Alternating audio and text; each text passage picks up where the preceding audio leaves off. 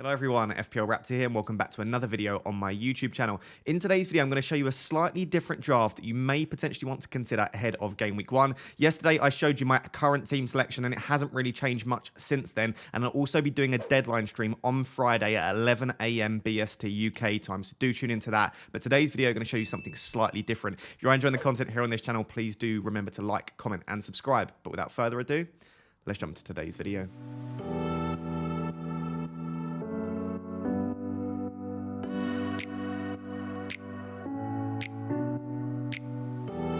So just in case you did miss yesterday's video, I am delighted to say that I have partnered with Fantasy Football Hub for the upcoming season. And just for pre-season, if you use my link in the description, you can actually get 50% off all of the memberships, whether that be standard, premium, or the ultra. So everything we use in all of these videos for this season, I'm going to be exclusively using the Hub website for all of the statistics, all of the different pieces of content. They have so many good tools. And the main tool that is going to be absolutely essential for the upcoming season is the new My Team rule, which we're going to use at the end of this video as well. So if you'd like to support my channel and also get 50% off. You've only got a couple of days left to do it before the Game Week 1 deadline. Do use the link in the description. And a massive shout out to Fantasy Football Hub for sponsoring this video and also for supporting the channel this season.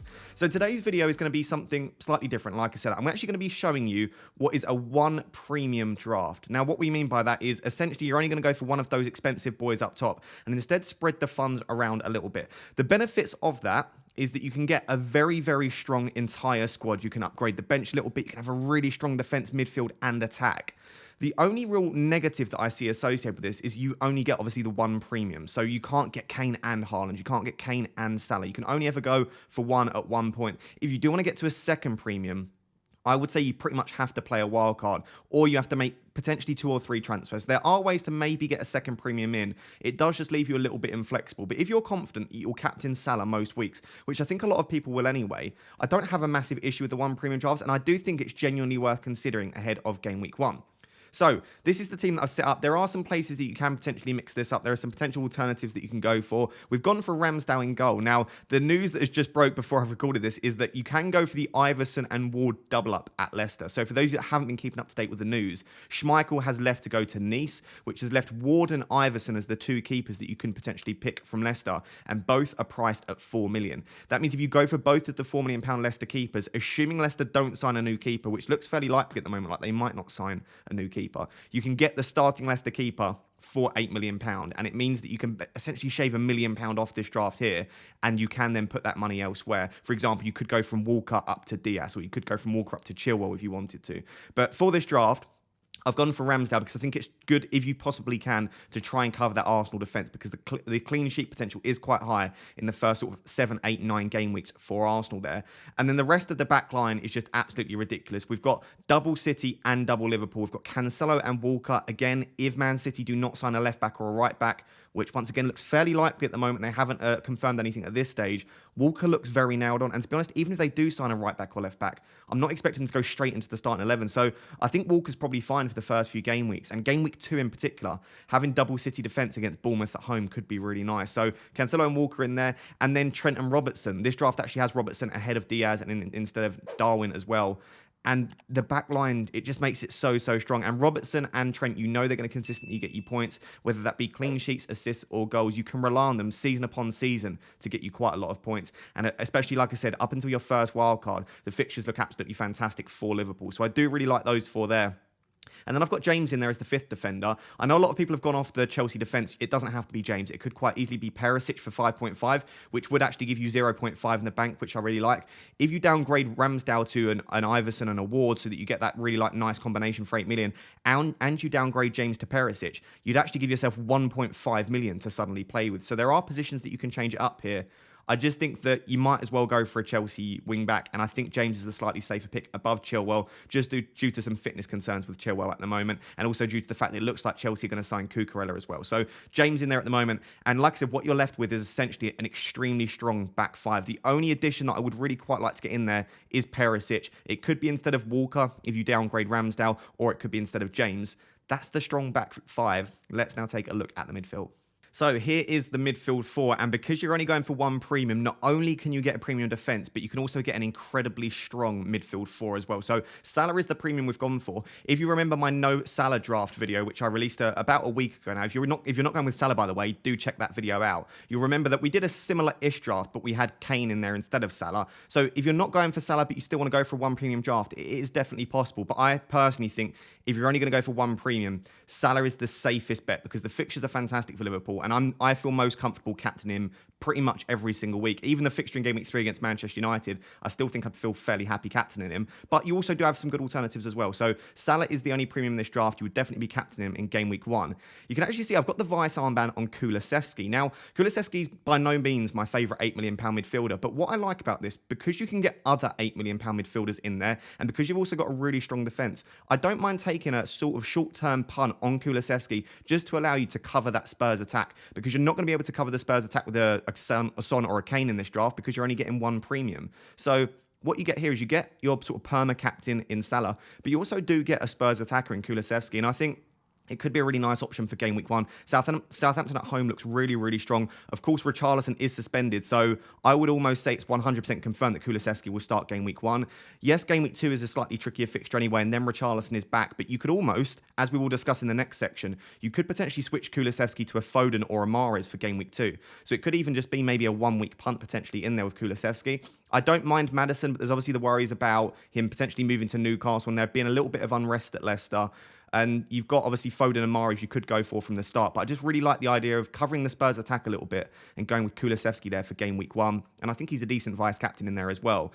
One of the other £8 million mids is actually Saka. So one of the benefits of going for a one premium draft as opposed to a two premium is you can actually get Saka in there instead of Martinelli.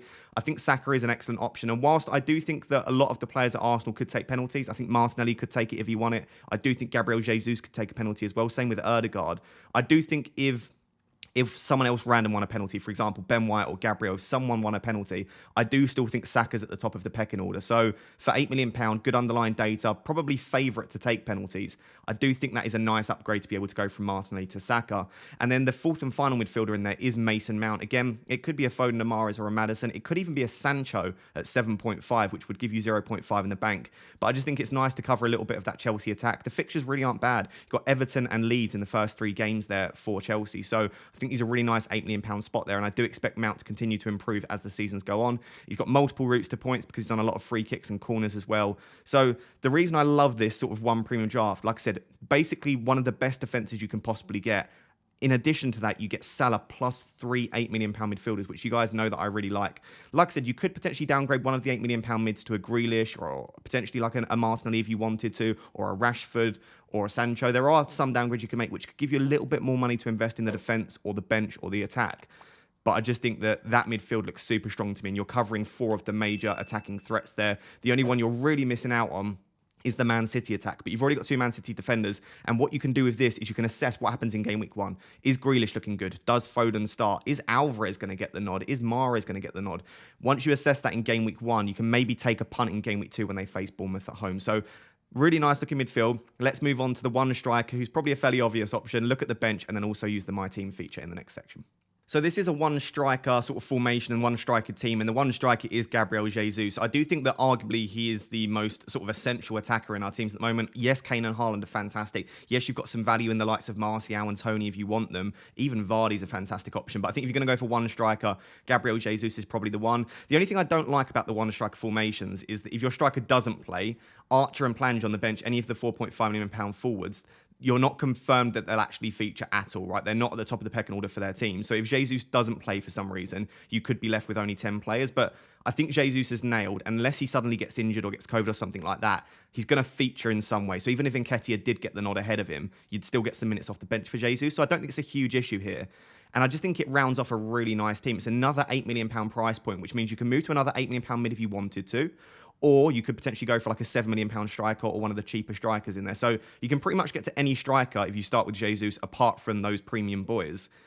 And the team is just looking really strong. And then the bench is obviously Andreas, Archer and Plange there. I think it's a decent enough bench. It's a strong enough bench, considering as well, all of these players in your starting 11, they're going to feature in some format, you would imagine, especially with the new 5-sub rule. I've got Ward on the bench. Like I said, if you do want to Walker to one of the £6 million defenders. It could allow you to potentially upgrade Gabriel Jesus to Vardy if you can find an extra 0.5, or it could just allow you to upgrade the bench slightly. So if you went from Ramsdale down to Iverson, you could then potentially upgrade Andreas to like a Neto or a Bailey, and that would give you a little bit of sort of rotation on your bench, which might allow you to potentially like play him instead of Walker or instead of James in game week 2. So there are lots of different options you can do with this team. I just thought I would try and present to you guys a 1 premium draft, because I do think that we've spoken a lot about the 2 premium drafts. In my opinion, they are still the most flexible drafts. That's probably what I'll be going with. And we've spoken a lot about the 3 premium drafts. But I genuinely think if I'm not to go with a 2 premium, I genuinely think I would be tempted by a 1 premium draft. The only issue is, like I said, captaincy. You've not got such a great rotation there, so you'd have to captain Salah probably most weeks, unless you want to captain some of your sort of cheaper players. And it makes it very tricky to try and get to a 2nd premium. If, for example, Son, Kane, Haaland, and KDB all start absolutely smashing it, you're left in a very tricky position where you've got to use at least 2, probably 3 transfers to get to a 2nd premium. But let me know down below. Give this a rating out of 10. What do you think of this 1 premium draft? Are there any changes you would make? I guess maybe just trying to get Perisic in there might be worthwhile. The final thing I wanted to do is just look what the Fantasy Football Hub algorithm thinks of this team. Do they think it's as good as the team that I built yesterday? How does it look for Game Week 2, Game Week 3 and beyond?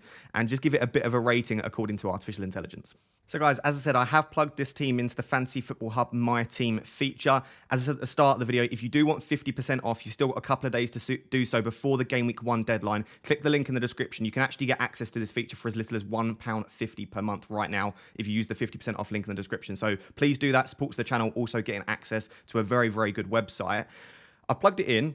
It actually looks very good, and the Fantasy Football Hub algorithm actually really, really likes this team. So we've currently got a 97% team rating, which is actually slightly higher than my team yesterday. So my actual 2 premium draft that I'm currently looking at going with, I've actually got a slightly higher team rating when I go for the 1 premium draft that I've just showed you here. Game week rating is good, not fantastic, but I think it's very difficult to try and build a perfect team for the first few game weeks, whilst also having a 90% plus team for game week 1. So I think 85% game week 1 rating is absolutely fine, and it's predicted to get 65.3 points in game week 1. So all in all, for game week 1, we're looking really, really strong. If we just skip to game week 2, I've actually just shown you what you could potentially do with your transfer. So the only issue you've got here is, of course, you don't have a Haaland. So you've either got a captain Salah, which is absolutely fine. Crystal Palace at home is a fine fixture. We saw, not last season, the season before that, I believe it was, when Salah came off the bench and got like a 15-pointer against Crystal Palace. He could quite easily score goals there. But Palace have been pretty decent defensively, especially last season with Vieira. So potentially you'd be looking at actually captaining a Cancelo here, or potentially you bring in a City attacker. So what I've actually done here with my 1 free transfer is I've taken out Kulusevski, who's got Chelsea away, and I've brought in Foden for Kulusevski. And like I said, what this structure does, having 3 £8 million midfielders and an £8 million striker, it allows you to switch to some of the high upside picks. So you could go Kulusevski to Sancho in game week 2, you could go Kulusevski to Foden, you could even take out Mason Mount, or you could take out Reece James, for example. Because you've got such great price points and quite a lot of flexibility with the players you've got, you can switch to some others. It would be tricky to try and switch to a 2nd premium for game week 2. It is possible, but I think generally if you're going to go without a 2nd premium, you try and stick with that for as long as possible. And so here, I've just basically done Kulusevski to Foden. If we switch ahead to game week 3, again, you've got multiple choices you can make here. You've got the choice of whether you want to captain Salah or not. I think I probably still would captain Salah, and I don't see a massive amount that you would necessarily want to do with game week 3. Of course, you've got your 3 bench options there if you want to bring any of them in, but I think for now, you leave the team and you just react to what's happening, because at the moment, this team, yeah, it looks great, but anything could happen. You could get injuries, rotation, COVID, whatever it may be, and you might end up having to change a few of these players, but generally speaking, it's looking pretty good. If we skip ahead to game week 4, I mean, we've got a 96% game week rating in game week 4, predicted to get a 73.6 points. So the team, if I just skip ahead, I'll just show you each game week. It looks good every single game week. And maybe that's not an issue, but maybe that's something where you maybe want to take a couple more risks, because this team looks so good every week. There's almost not anything that you need to do at this point, but I'm not naive enough to think in FPL that your team's going to be perfect every week, and something will happen with this team where you want to switch it up, whether that be you need a 2nd premium, whether that be one of the other £8 million mids emerge. Maybe Mahrez looks absolutely fantastic, or maybe Maddison comes into the fold. From game week 5 onwards, you could potentially, like I said, switch if you wanted to Mount or Saka to Maddison. It's unlikely because their fixtures are really nice, but you've got that option there. For example, maybe after game week 5, game week 6 and beyond, that's when you go to Maddison. You've got all of these options here. And I just think that what you've got is you've got a really nice setup with a really nice structure, and it can, basically your team looks fantastic every single week. So I like it. Let me know what you think down below. The Fantasy Football Hub algorithm actually really likes it as well. Like I said, you can get up to a 97% team rating. Let me know down below if you can build a team on the Fantasy Football Hub My Team feature that gets you to a 100%, but is still a 1 premium draft. I'd be very interested to see what you can do. And like I said, if you do want 50% off, you've got a couple of days to do it before the Gameweek 1 deadline. Use the link in the description. But this is the Gameweek 1 team. Let me know, out of 10, what do you rate this team down below? So guys, there you have it. That is my 1 premium draft, which has hopefully given you a little bit to think about. Do let me know down below what your current dilemmas are. Let me know down below what your current team looks like and also what its rating is on the Fantasy Football Hub My Team feature.